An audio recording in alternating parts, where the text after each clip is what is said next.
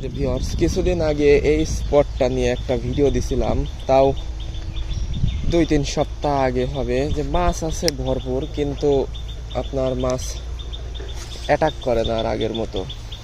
তো সেই জায়গায় অনেকেই কমেন্ট করছিল যে আপনার লুর চেঞ্জ করতে, লুর চেঞ্জ বলতে লুরের কালার চেঞ্জ করতে, কালো কালার লুর ব্যবহার করতে বলছিল। তখন আমি সাদা লুর ব্যবহার করতাম। তো তো আজকে সেই কথা শুনে কালো লুর নিয়ে আসলাম। এই যে, তো দেখা যাক এটাই শেষমেশ রেজাল্ট কি হয়। মাছ আছে পুকুরে ভরপুর, কিন্তু আর আগের মতো অ্যাটাক করে না।